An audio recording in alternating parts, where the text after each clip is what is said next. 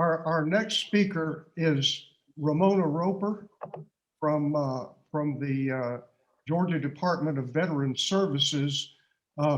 Ramona is the director of training for that organization. And Ramona, as you probably, some of you gathered anyway, is a former paratrooper with the 82nd Airborne Division. So according to Vince, being a paratrooper in the 82nd Airborne is something pretty special. And actually, I think it is too, because my dad was a paratrooper in the 82nd Airborne. So Ramona, the floor is yours. You let me know when you want me to put your slides up. Okay, thank you so much, Skip. Good morning, everyone. It's such a pleasure to be here and do a presentation for this awesome group. I talked to Mr. Corica, if I said that correctly. What was it, about maybe 2 years ago? And met him through Mr. Holtz, Dan. And one of the things that I strive to do, not only in this position as the training director, but also as a veteran service officer, is to help any veteran that is in need, or just educate them on their benefits, potential benefits, to even strive to get more benefits if eligible. But I started with the Georgia Department of Veteran Service in 2007 as a service officer. I then worked my way up to office manager at the Athens Veteran Service Office, and then promoted in 2017 to the training director. And so it's my job to ensure that all of our service officers and service officers in all 50 states, not 50 states, excuse me, 50 offices throughout the state do an adequate job. So the service that you're going to get in St. Mary's is going to be the exact same service that you get in Blairsville. So with that being said, I'll go ahead and start my presentation, if you will. The first thing is a veteran's guide to applying for veterans benefits to the VA. A lot of veterans don't know that they're even entitled. Some think that they had to have, received a Purple Heart or a combat wounded in order to receive those benefits. And that's where the Georgia Department, of Veterans Service comes in. Next slide, please. So we're here to educate and also assist veterans with getting and obtaining their benefits. And one of the biggest benefits that a lot of veterans are entitled to are service-connected disability compensation. Does that mean every veteran is going to get it? No. But the definition of what is a service-connected disability compensation is a condition or injury that was incurred or caused by active duty military service. And later on, you apply for those benefits and you get a monthly payment, monthly tax-free payment from the VA for those injuries. And speaking with the Vietnam veterans, of course, there's always the possibility of exposure to Agent Orange. So with that comes possibly different disabilities that come along with that, conditions, and those are compensable from the Department of Veterans Affairs. Not only just does it have to be that, but I think I heard out there someone is a helicopter pilot, not necessarily in Vietnam, but you have to think hearing loss, tinnitus, that god-awful ringing that you hear. If maybe you got hurt with a PT injury that is still lagging you at this day and time, then we want you to come visit our offices or service organization like American Legion and or VFW. But we want you to come and check out those benefits. It doesn't necessarily mean you had to be combat wounded in order to receive service-connected disability compensation. I myself was training on a routine jump. No disrespect to those Air Force pilots out there, but some of you can't drive or navigate.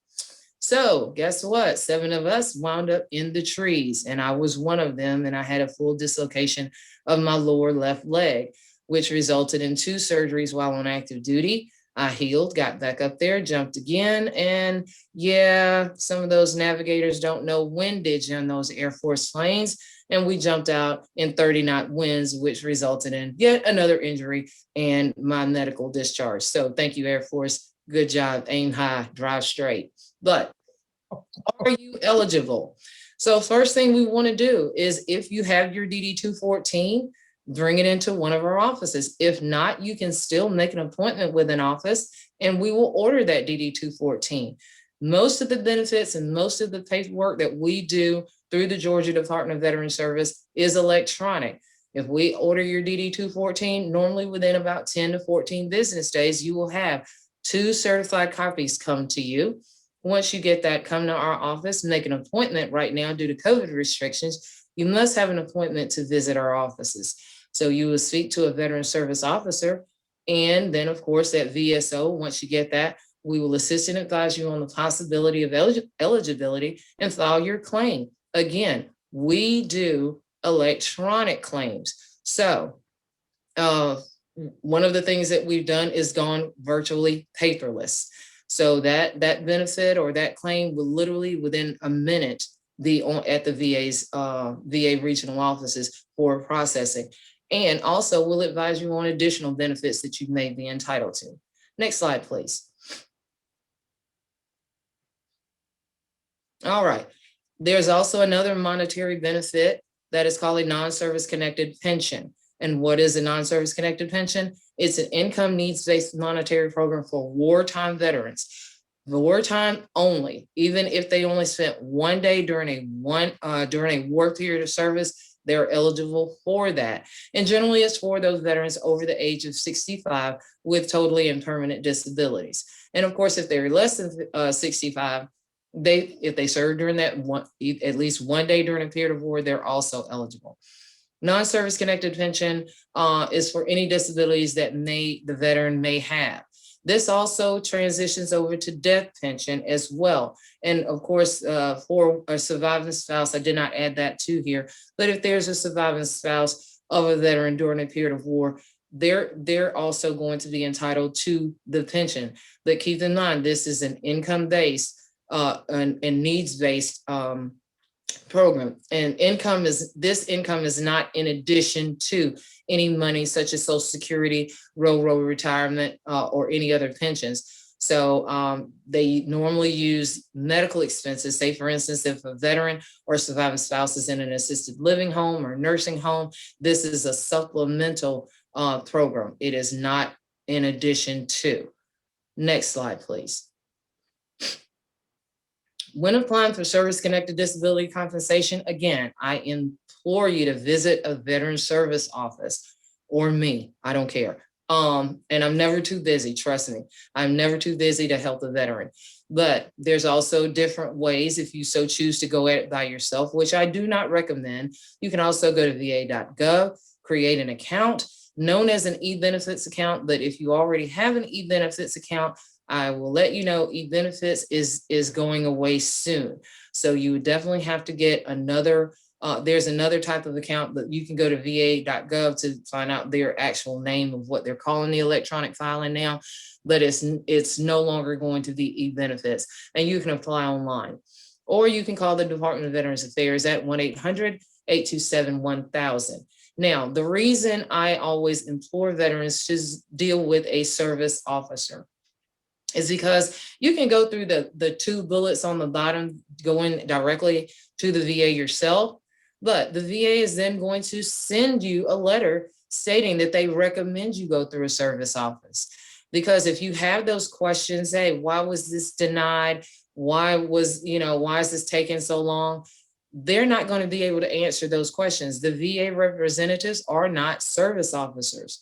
That's where we come in. Next slide, please. And we're going to advise you on all the benefits and things that you are. Georgia Department of Veterans Service, we are accredited representatives. What does that mean, you ask? Well, an accredited rep, we have to go through certifications and trainings. That's where I come in. It is my job not only to be an accredited representative, it's my job to ensure that our 150 employees are accredited with training. We have at least 40 hours of certified accredited training we have to turn in annually. And this year, due to COVID restrictions, I got to do everything literally on a Zoom call. But like I said before, we use MS Teams. And so we did 150 employees in 1 week, and I got all their certifications. So we train. So in addition to that, we're also accredited with 7 additional organizations serving veterans as well. So if you go to the VFW, we're certified with the VFW. We're certified with the American Legion, American Red Cross, and several others. So one of the things about seeing us is kind of like one-stop shop. We also have 50 offices throughout the state, to include multiple offices in VA MCs, the VA hospitals, and the clinics. And our commissioner, Mike Roby, is trying diligently for when those new clinics open, that they will allow us spots in there so we can service those veterans. So literally it's one-stop shop. You go to your doctor, get a diagnosis, you come to our office, you file a claim, and then you go into like the parking deck and get out of there. But also within the Georgia Department of Veterans Service, we have an independent appeals division. So if you have a Navy veteran, for instance, who is fighting to get those and battling the VA, I was brown water, sometimes even blue water, I was in there. We will definitely go and throughout your career or your claim from start to, I hate saying it, if you had to go into an appeal, we're there to go with you. And our appeals division is at the regional office in Atlanta. We also have a women's program division. And so if there's a specific woman or transgender or anyone that needs service, we're covering all of that. So all are available to assist veterans and claimants on all aspects. And that's not only for the veterans, but that's also including the veterans' family as well. Next slide, please. Are there any questions so far? Claims are usually the big questions. So if anybody has any specific questions or anything, I'm willing to take your questions now. I have a question. This is Mike Roman. Yes, sir. Do you just answer questions, or do you actively help us find services we are entitled to? That's an excellent question. My motto in the training division is 360 degrees of service. So I don't just talk about it, I do it. If there's a benefit out there that you are entitled to, I will definitely try my best to find it. If you are already in receipt of benefits, my job and our job here with the Georgia Department of Veterans Service is to maximize those veterans' benefits as well.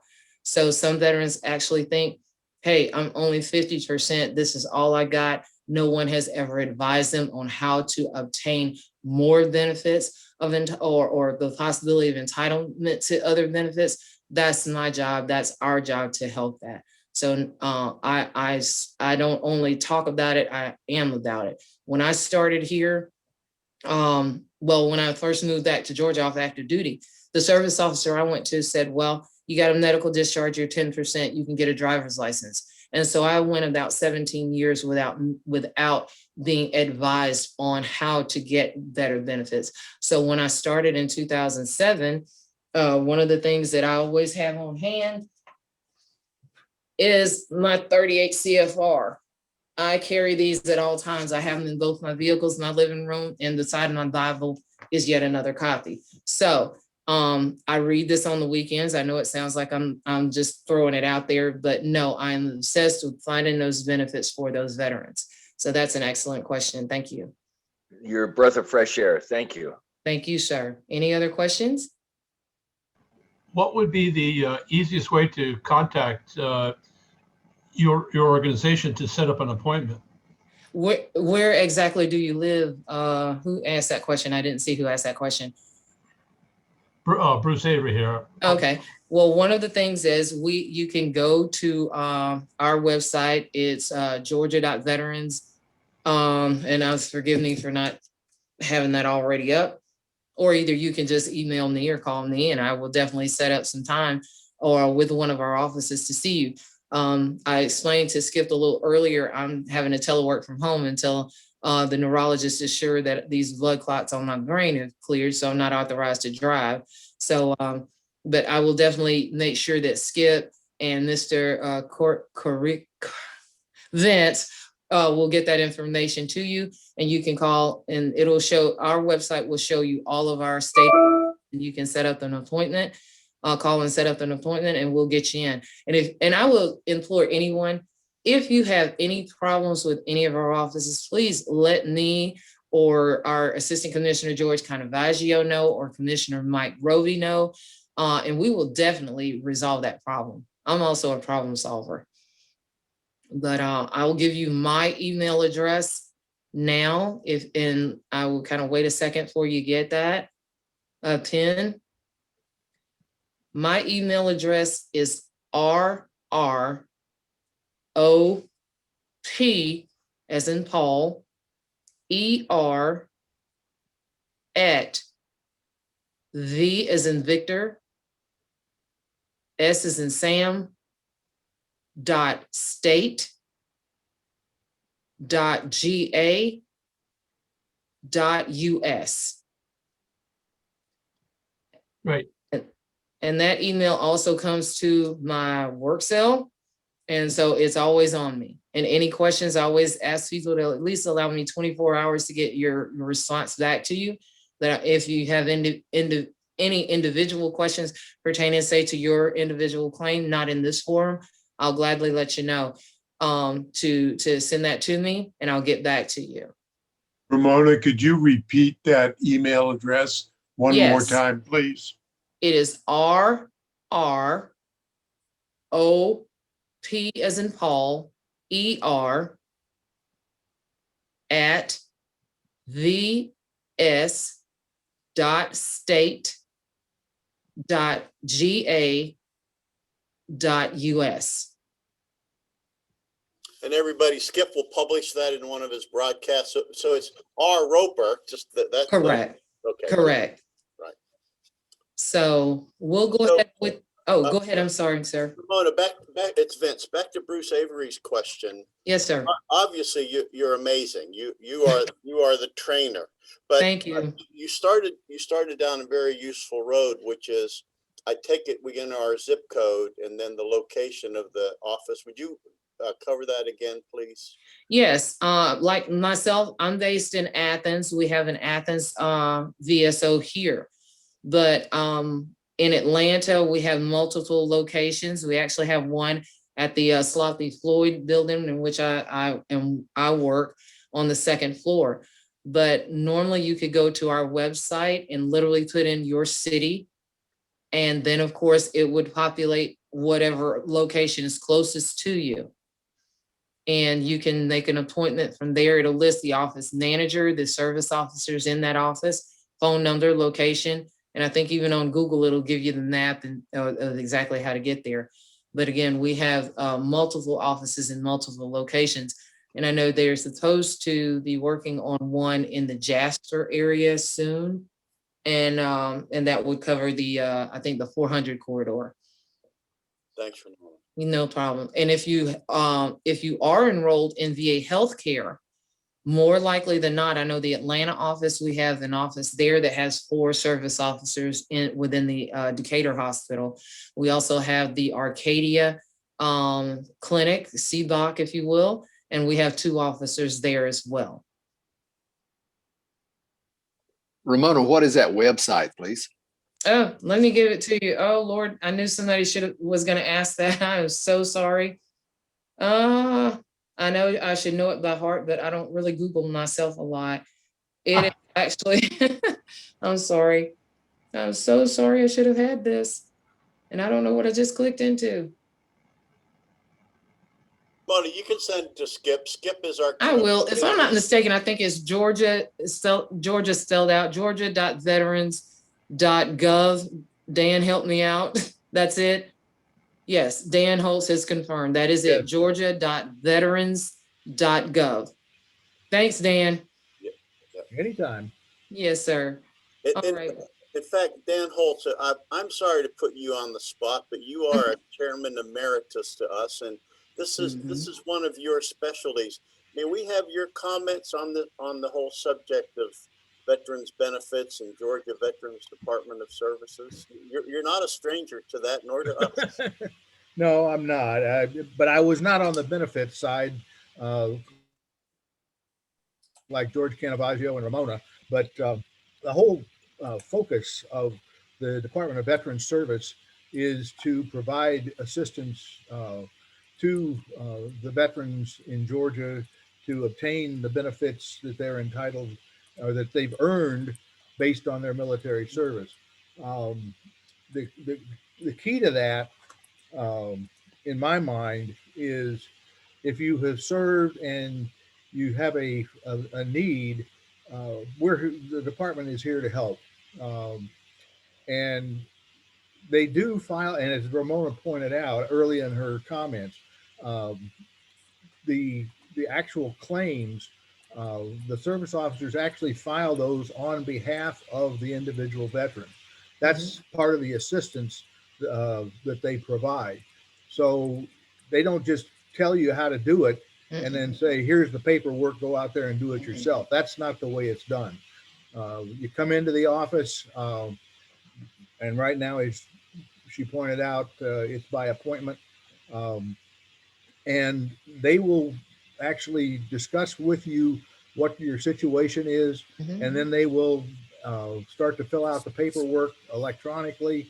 And by the time you leave, that paperwork is ready to be sent out electronically. And as she said, within a minute, the VA has got it and can start working on it. So it's a full service operation.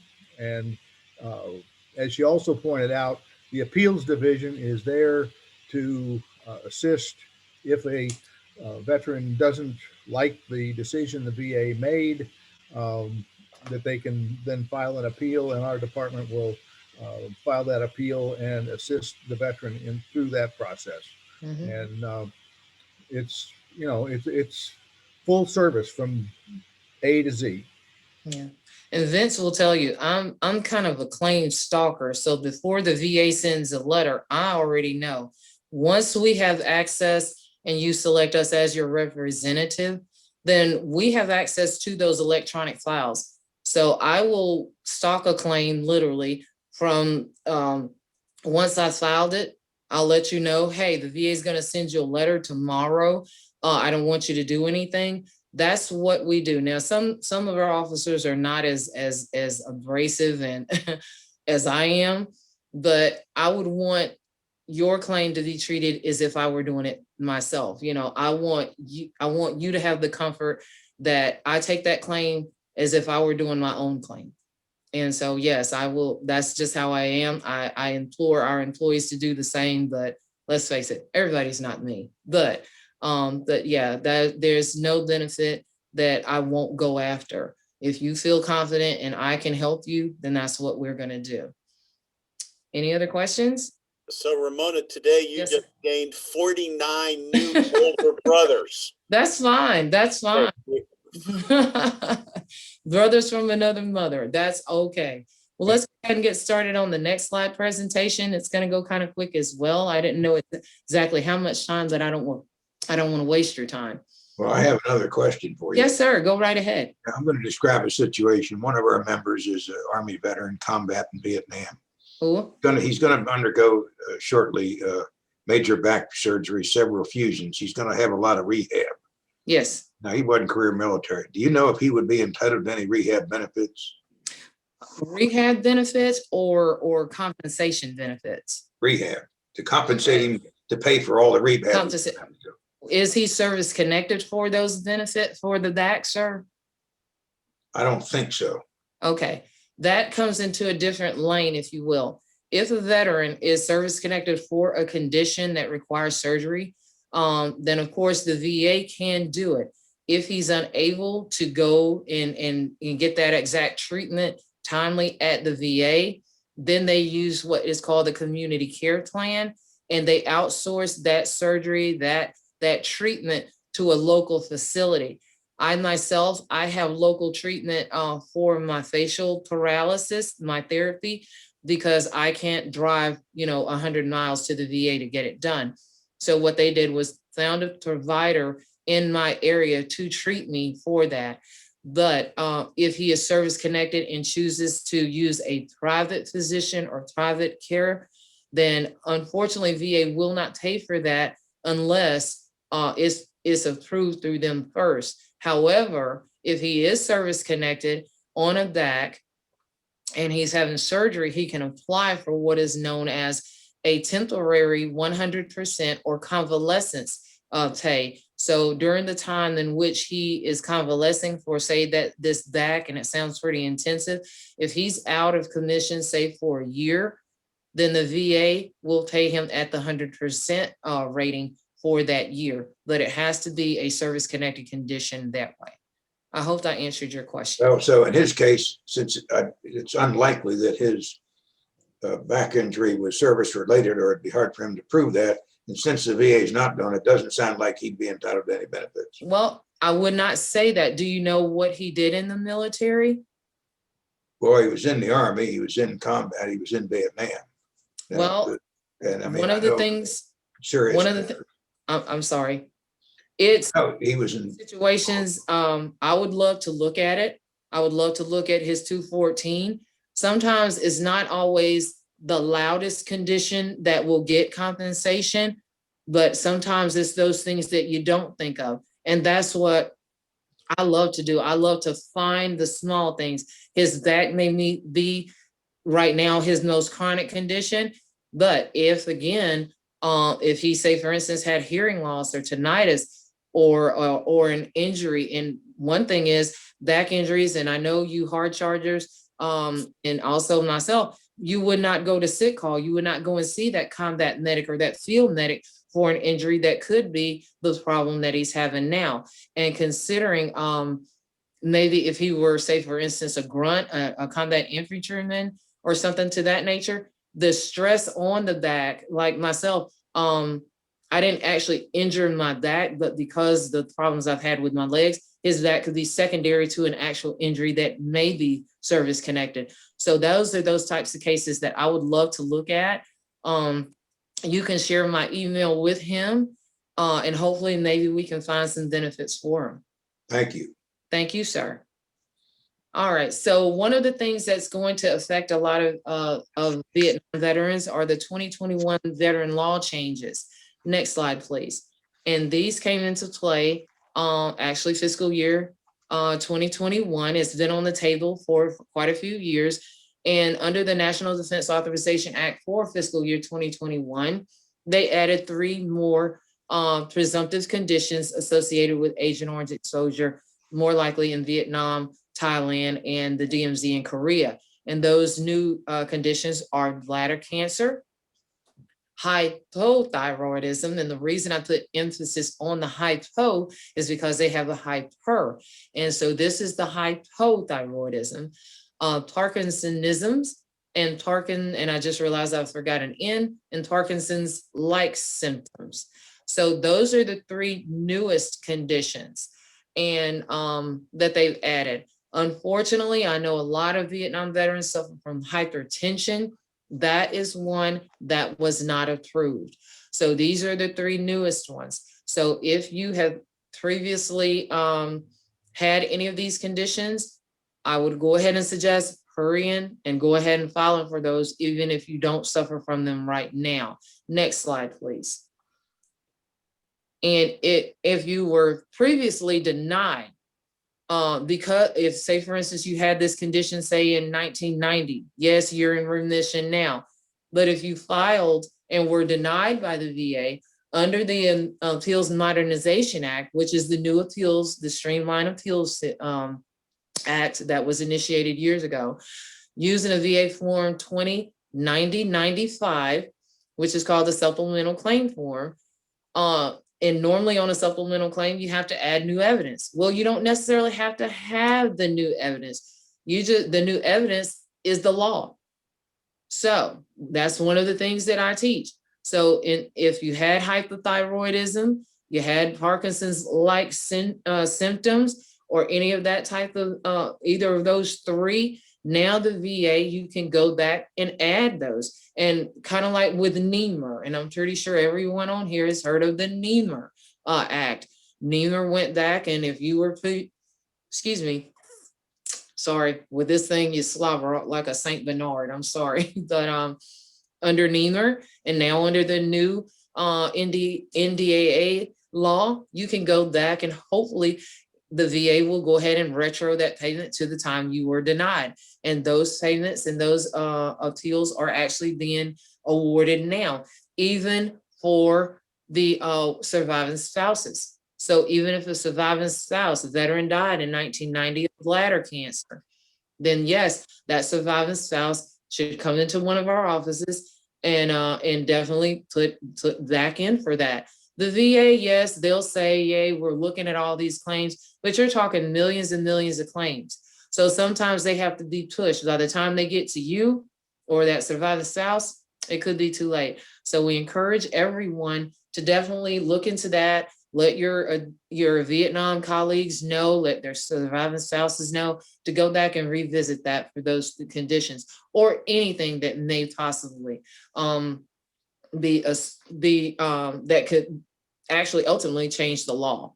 So for assistance, again, please contact one of your local VSOs. Next slide, please.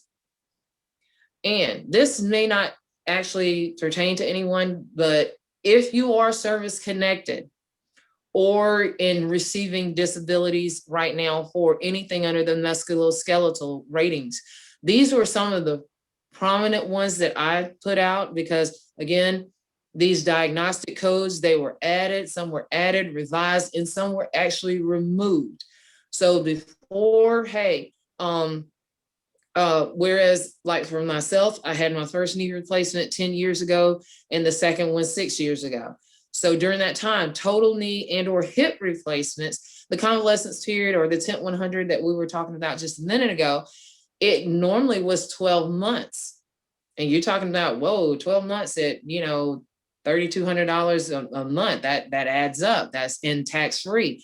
But as of the 7th of this year, it's February 7th of this year, it has now been reduced to 4 months. So that's a big change. What does that mean? Basically, whereas, you know, before that February 2/7/21 date, if you had it February 6th, you would still get 12 months of convalescence. If you had it February the 8th, you're only going to get 4 months. And people are asking, well, why did they do that? You know, it's the VA. And as a person who's had 2 knee replacements, I was up and walking literally 2 hours after because I had to go to the bathroom. But it really, with the technology and the therapy, it only took maybe a week to be off the cane. So the recovery period, due to the new devices and the therapies, it doesn't take as long as 12 months. So that's one of the bigger ones.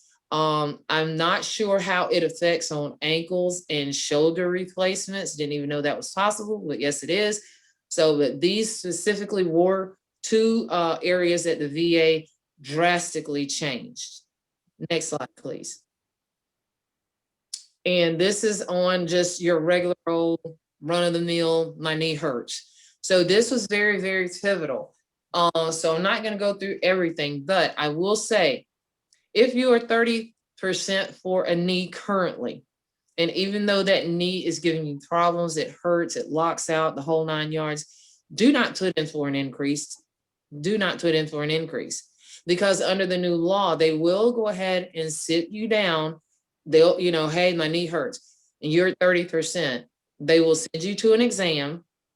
And if you do not have the recurrent instability, I'm just going to kind of jump through there, without a prescription for a walker, cane, or crutches, it just hurts, you're going to be reduced to that 10%. Okay. The only way you will retain that 30% is if you have had that 30% disability rating for over 20 years. Anything less than 20 years, you can and are subject to be reduced. You could go in for increase, but under the new law for the knees, more likely you're going to be reduced. So if you're at 10% and you don't have any prescriptions, even though the knee could hurt and it could still lock out and do all those crazy things, you're going to remain at 10%.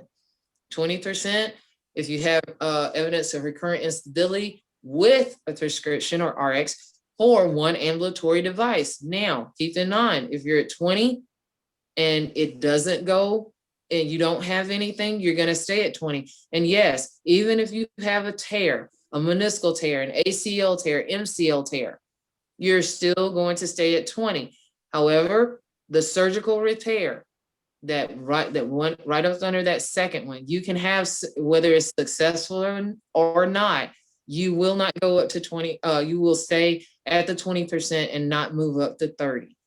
So knees are pretty much stable. And one of the things that that I stay on, I'm in a link with the with the, I forgot, Director of Veterans Benefits on the benefits side. He's up in Central Office, Washington. So I actually have a meeting tomorrow with them, and they put out this information as the law changes and things that go on with the VA. And basically what they said is if you don't have surgery, you're not going to get an increase, but 30% on certain knee disabilities will remain at 30%.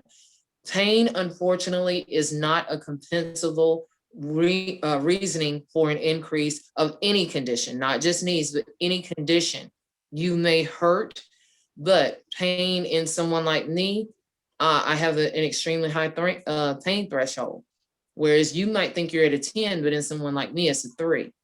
So pain is not compensable. So these are some of the bigger changes. Next slide, please.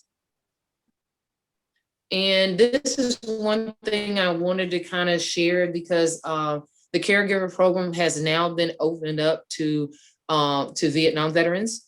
And one of the things is these are compensable programs depending upon the degree of self-support or assisted support from a spouse or family member.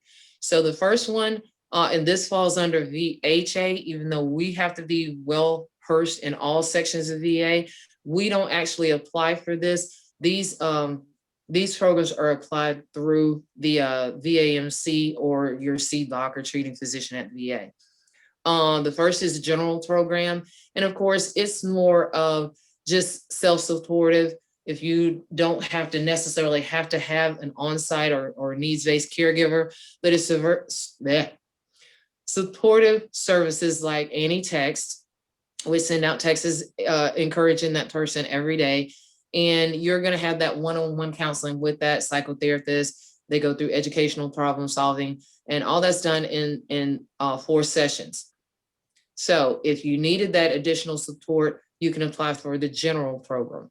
Next slide, please. But it is an application process. And of course, this is the one that a lot of Vietnam veterans are having to deal with because, again, having family members or a spouse to support them through their day. And this is the comprehensive program. Initially, as a lot of you know, it was only open for 9/11 veterans with traumatic brain injuries or severe PTSD. And now it's open up as of last year, the expansion phase, 10/1/20, it opened up to those that served 5/5/75 and before, opening it up to Vietnam veterans now before 9/11 and after. So, and again, the second expansion will then, of course, open up October 2022 to include all veterans of all eras, including peacetime. And one of the things about the comprehensive program, you do have to be service connected with the dates of service required, 70% or higher. And that veteran requires assistance with activities of daily living, such as meal prep, medication. I'm not going to go through all that. You have the slides and you can read. But those with the severe PTSD issues, traumatic injuries and things of that nature, where needing oversight, then that's another caregiver program. And of course, these are, even though they fall under caregiver, the stipends are different. The stipends for that caregiver, that family member, spouse, is different depending upon if it's a quarter, half, 3/4, or full-time care. And I don't have those rates because they change. So one thing I would actually tell you is to apply with the social worker throughout the hospital. That's who governs that program, the social workers or the caregiver support program. And you could probably ask your primary care or social worker at the hospital. Next slide, please. And that pretty much covers my last presentation. Are there any questions? Yeah. Can we get a copy of the slides?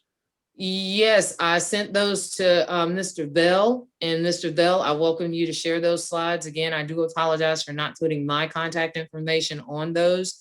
I had interviews yesterday, so I got them to him kind of late. But you have my contact email. And I implore you to email any of your questions. I already have one from Rabbi Jeff? I'm sorry. but I have an email that I have to contact Social Security about. So anything that is related, even if it's not related to my wheelhouse, I will definitely try to find that answer for you. Thank you. And again, you are a true breath of fresh air, Ramona. Oh, thank you so much. Thank you all for your service and your continued service in the community. I appreciate everything you guys do. Thanks, Ramona. We Thank Thank appreciate you so much. Service. Thank you. All right. Bye-bye.